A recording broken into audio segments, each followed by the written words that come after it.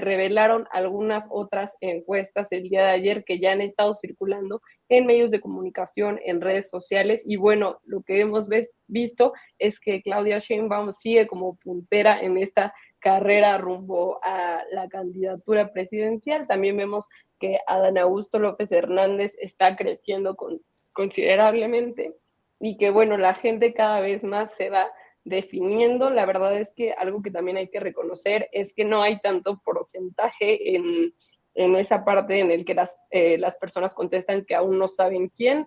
Ahí lo estamos viendo, solamente el 11.1% lo sabe. Ahí vemos a Ricardo Monreal con un escaso 10.4%, este es del Heraldo, Adán Augusto con un 28%, Marcelo con un 24.6%, y vemos a Claudia Sheinbaum con este 33.1%. Además, hay que sí nombrar un poco esta parte de abajo que dice con cuál de los siguientes partidos simpatiza, que vemos que Morena pues tiene una diferencia de más del doble de del siguiente que sería el PAN, ¿no? Es una diferencia pues bastante considerable. Vemos que Claudia Sheinbaum y Marcelo Ebrard se mantienen igual en estas posiciones de primero y segundo lugar respectivamente. Acá vemos otra, pero las cifras pues son básicamente lo mismo y ya es pues algo bastante recurrente, bastante constante que hemos visto ahí a Claudia Sheinbaum encabezar estas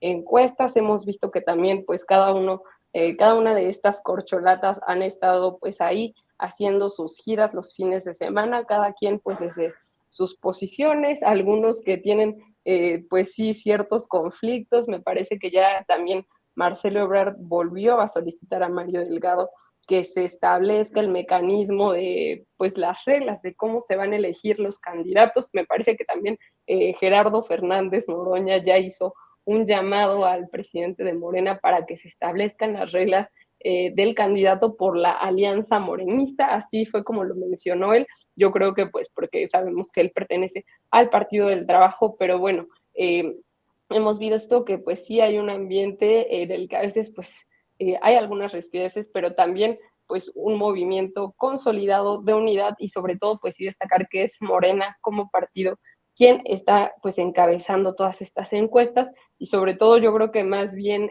pues esta batalla por la candidatura está siendo más bien de forma interna en el partido, ¿no, Cam? ¿Cómo ves esto? Porque sin duda alguna que quien llegue a la presidencia en 2024 va a salir de las filas de Morena porque pues es el partido que tiene una mayor aprobación.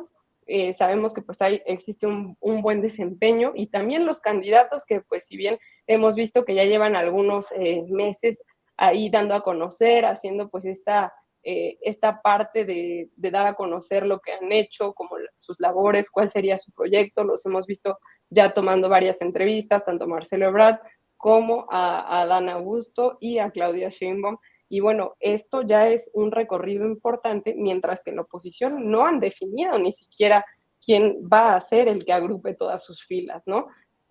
Han mencionado algunos nombres como tenemos a Krill, a Lili Telles, que también hemos visto que ha estado creciendo en sus propias encuestas respecto a la oposición, que no aquí pues solo veíamos un poco las de Morena, pero sí son candidatos que realmente no tienen una suficiente fuerza y que todavía ni siquiera logran definir quién va a ser, ¿no? Mientras que en Morena están pues todos estos perfiles que ya están haciendo este trabajo, por así decirlo, para darse a conocer, para dar a conocer sus proyectos, cómo piensan, cuáles son sus personalidades, cuál ha sido su desempeño desde cada uno de sus campos de trabajo que siguen en funciones. Y pues vemos que la oposición, en cambio, no ha logrado ni siquiera decidir quién va a ser quien agrupe todos los esfuerzos para 2024. Vemos perfiles pues con muy poca fuerza, con casi nada de simpatizantes, incluso para que te rías un poco, Cam, si se echan un clavado a Twitter, vemos que ya está Pedro Ferriz, o sea, están tan escasos de candidatos presidenciales que Pedro Ferriz dijo que él se anota para la presidencia y que creo que sí fue él quien dijo que su primera acción como presidente iba a ser encarcelar a López Obrador. Es que no, bueno, no conocen la ley, solo tergiversan todo y pues es más que nada otra campaña de golpeteo. pero sí decir que pues sus filas están tan endebles, no tienen ningún proyecto, que por eso pues ya salen estas personas cualquiera a decir que van a ser los candidatos. Y pues sí hemos visto, me parece muy importante recalcar, que no han elegido a nadie, ¿no? No hay alguien que ya suene, que sea como un hombre de una mujer o de un hombre, y que digan él o ella va a ser el candidato de la oposición. Yo creo que ya tendrían que empezar a sumar esfuerzos para ir construyendo una campaña, porque vemos que quien resulte ser este candidato de la oposición, pues va a tener pues una larga desventaja, a diferencia de los candidatos de Morena, que pues ya están mucho más establecidos y estamos viendo que han estado pues ya iniciando esta trayectoria rumbo a esta pues en prácticamente sucesión presidencial, ¿no? Ahí vemos las preferencias y ¿cómo ves tú, Cam, esta parte de la diferencia que existe con las corcholatas de Morena a las de la oposición?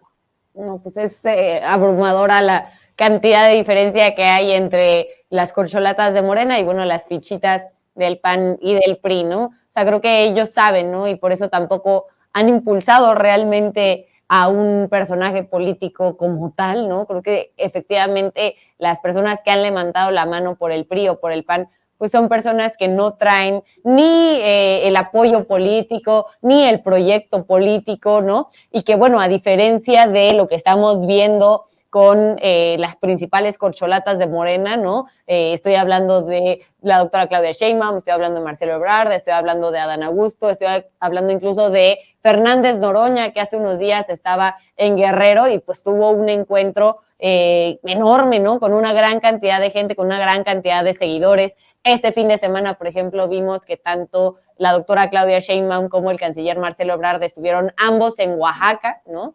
La doctora Claudia Sheinbaum, por ejemplo, fue a dar una plática con respecto a políticas públicas, ¿no? Luego Marcelo se fue a Guanajuato a la inauguración de unas oficinas de la Secretaría de Relaciones Exteriores. Y bueno, pues aprovechando pues estas agendas que tienen, ¿no? Pues claramente la gente se congrega, hacen estos grandes mítines y yo de verdad les recomiendo que puedan ahí revisar en cada uno de los perfiles las fotografías de la cantidad de gente que va a verlos a cualquiera de estas corcholatas, también a Adán Augusto cuando ha hecho recorridos por los estados, y es pues una cantidad de gente abrumadora que acompaña el proyecto de la Cuarta Transformación y que apoyan pues de manera individual a estos diversos personajes, ¿no? O sea, creo que se ve ahí en las encuestas que hace un momento estábamos viendo en pantalla, ¿no? Vemos que tienen una gran aprobación, quizá algunos estén acercando un poco, por ejemplo, creo que Adán Augusto ha crecido muchísimo en su conocimiento, en su percepción, ahí lo estamos viendo, ¿no? O sea, Adán Augusto de que empezó ahora pues ha crecido bastante, ¿no? Y bueno, pues se le está acercando bastante a Marcelo Ebrard. Vemos, por ejemplo, el caso de la doctora Claudia Sheinbaum, miren, ahí están, ¿no? Adán Augusto, 20 puntos, Marcelo Ebrard 24, están bastante cerca, muy por detrás está Ricardo Monreal, y bueno, también creo que la diferencia entre la doctora Claudia Sheinbaum y Marcelo Ebrard, pues cada vez se va ampliando más, ¿no? Yo creo que también, como lo hablábamos del Estado de México, digo, para la encuesta nos avisan que para agosto vamos a tener ya la definición de quién será el defensor o la defensora de los comités de la Cuarta Transformación. Los coordinadores de defensa de los comités de la Cuarta Transformación los tendremos ya para agosto, ¿no? Entonces realmente nos quedan muy pocos meses. En el intermedio tenemos la campaña del Estado de México y de Coahuila, bueno, el cierre de esta campaña. Entonces, pues realmente creo que va a haber muy poco margen para que se muevan estas encuestas, ¿no? Realmente creo que estas podrían ser los resultados que viéramos en la encuesta que se va a hacer de manera telefónica, ¿no? Entonces, bueno, en ese sentido creo que las corcholatas de Morena van muy por encima de las demás. Veo yo ya, empiezo a ver, les quiero comentar, ustedes tienen su casa aquí en la alcaldía Benito Juárez, que, bueno, desafortunadamente es una alcaldía que tradicionalmente pues ha sido gobernada por el Partido Acción Nacional, ¿no? Y bueno, donde hay grupos del PAN que se han movido fuerte, no solamente en la Ciudad de México, sino a nivel nacional. Y aquí yo ya por primera vez empiezo a ver los primeros intentos de empezar a generar eventos para presentar, en este caso, a Santiago Krill en frente de las vecinas y los vecinos, aquí en una plaza de la alcaldía Benito Juárez, misma plaza que, por cierto, hace unas semanas los vecinos pidieron para el tema del presupuesto participativo, para poder informar los proyectos ciudadanos que tienen para mejorar sus espacios públicos que no son atendidos por la alcaldía. Les rechazaron la posibilidad de estar en estos espacios y ahora pues ya está circulando este flyer para recibir acá a Santiago Krill, que yo la verdad es que desconozco a quién le interesaría ir a escuchar a un personaje como Santiago Krill, ¿no? Que pues éticamente ha sido pues muy carente y que además a mí me parece que es un personaje, híjole, es duro decirlo, pero que no calienta ni una taza de café por la tibieza de las decisiones que ha tomado, ¿no? O sea, creo que siempre ha sido un personaje que ha jugado mucho del lado de las leyes, la Constitución, y realmente jamás hemos visto este cuestionamiento, por ejemplo, a cuál es el papel de las leyes para mantener pues a un grupo en el poder, a pesar de que este grupo pues sea sumamente corrupto o sumamente irresponsable con los gobiernos, ¿no? Entonces, bueno, vamos a ver cómo se empiezan a mover las cosas por acá. Está Santiago Krill, que yo creo que es un perfil que difícilmente va a levantar pues emoción incluso entre la propia gente del PAN. Creería yo que una personaje como Lili Telles, que también ha estado ahí haciendo sus videos hablando a favor de la derecha y de la ultraderecha, podría quizá intentar capitalizar pues uno de estos sentimientos.